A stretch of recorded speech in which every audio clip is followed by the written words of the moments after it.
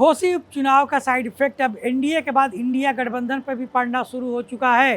कांग्रेस अध्यक्ष अजय राय ने कहा है कि समाजवादी पार्टी के कथनी और करनी में बहुत बड़ा अंतर है। आज मऊ में पत्रकारों से बात करते हुए अजय राय ने साफ कहा कि समाजवादी पार्टी को जिताने में कांग्रेस कार्यकर्ताओं ने जी जान लगा दिया। बल्कि सिर्फ घोसी के नहीं बल्कि मऊ, आजमगढ़, गाजीपुर के भी कार्यकर्ताओं ने जी जान से समाजवादी पार्टी के प्रत्याशी सुधाकर सिंह के लिए प्रचार किया और उनको जिताने के लिए रात दिन एक कर दिए। लेकिन वहीं बागेश्वर हो रहे उपचुनाव, उत्तराखंड के बागेश्वर में उपचुनाव हो रहा था, वहां पर समाजवादी पार्टी ने अपना कैंडिडेट खड़ा कर दिया और जिसके कारण वहां पर कांग्रेस के प्रत्याशी को हार का मुंह देखना पड़ा। वहां पर समाजवादी पार्टी की तरफ से लड़ रहे प्रत्याशी को 2200 वोट मिले, कांग्रेस प्रत्याशी की हार 1600 वोटों से हुई। अगर समाजवादी पार्टी वहां पर अपना कैंडिडेट न खड़ा करती तो कांग्रेस का प्रत्याशी वहां पर जीत जाता। तो ये दर्शाता है कि समाजवादी पार्टी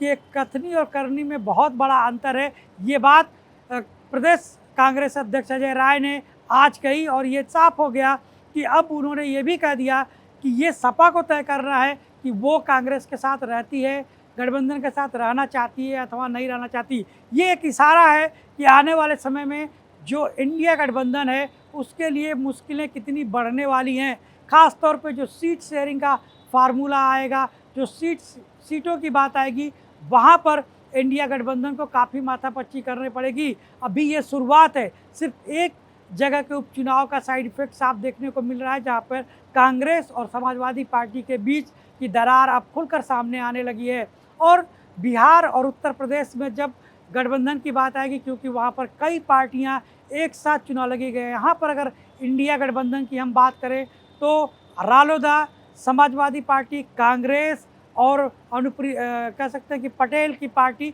ये तमाम पार्टियां हैं जो इंडिया गठबंधन में हैं और कुछ और पार्टियां भी इंडिया गठबंधन में आएंगी। अगर इन पार्टियों को देखें तो हर पार्टी अपने लिए कुछ ना कुछ सीट शेयरिंग चाहेगी और कांग्रेस की अगर बात करें तो वो यहाँ पर 10 से 15 सीटों से कम पर तैयार नहीं होना चाहती है और यही कारण भी अध्यक्ष चुने गए अजय राय अब समाजवादी पार्टी पर एक दबाव बना रहे हैं। और ये दबाव इसी कारण से है क्योंकि लोकसभा चुनाव में कांग्रेस उनके साथ वो मोलभाव कर सके जो कांग्रेस करना चाहती है। वहीं पर अगर हम बिहार की भी बात करें तो बिहार में भी कांग्रेस अपने लिए कम से कम 10 सीटें चाहती है और इसलिए वहाँ पर भी आरजेडी, जेडीयू, कांग्रेस और लेफ्ट और वाम की जो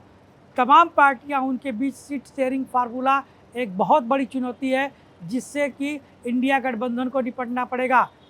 ये सिर्फ इंडिया गठबंधन की बात नहीं है, उत्तर प्रदेश में इस उपचुनाव के बाद जो एनडीए गठबंधन है उसमें भी तमाम तरीके की अफवाहें, तमाम तरीके की बातें, तमाम बयान सामने आ रहे हैं और आज उसी कड़ी में एक और बयान सामने आया है प्रदेश अध्यक्ष, बीजेपी प्रदेश अध्यक्ष भूपेंद्र चौधरी का। उन्होंने कहा है कि बीजेपी ने अपने सहयोगियों के साथ जो कुछ भी वादा किया है वो उसको पूरा करेगी और उसके बाद की बात है कि आगे चल के किस तरीके से हम एक दूसरे के लिए फ़ायदा पहुंचा सकते हैं। सिर्फ एक उपचुनाव के कारण हम अपने सहयोगियों को छोड़ नहीं सकते, उनको निगलेक्ट नहीं कर सकते। तो ये दर्शाता है कि बीजेपी अभी भी अपने उस फार्मूले पर कायम है जिस फार्मूले के तहत वो चाहती है कि ओबीसी में गैर यादव और गैर मुस्लिम छोड़ के जितने भी जातियाँ हैं, यानी यहाँ तक कि पसमानदा मुसलमान है, उनको भी अपने साथ जोड़ा जाए और 50% से ज़्यादा मत प्राप्त करने का जो टारगेट अमित शाह लेके चल रहे हैं और 80 सीट जीतने का जो टारगेट बीजेपी लेके चल रही है उत्तर प्रदेश में, वो तभी संभव है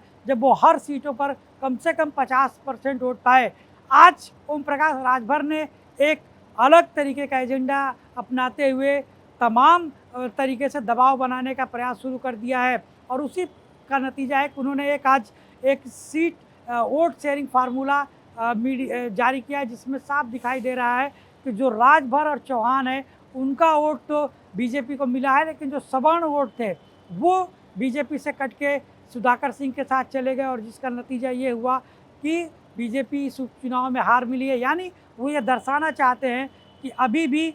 जो राजभर है वो उनके साथ है, जो ओबीसी है वो बीजेपी के साथ है और जो बिखराव हुआ है वोटों का वो ऊपर हुआ है और यादव और मुस्लिम समीकरण के कारण सुधाकर सिंह की ये जीत हुई है। ये दर्शाता है कि अभी भी जो राजनीति का चक्रव्यूह है वो घोसी उपचुनाव के बाद इस तरीके से राजनीतिक दलों को जकड़ लिया है कि हर दल उस चक्रव्यूह से बाहर निकलना चाहता है, लेकिन उसको दरवाज़ा नहीं मिल रहा है कि वो किस दरवाजे से चक्रव्यूह से बाहर निकले। यहाँ पर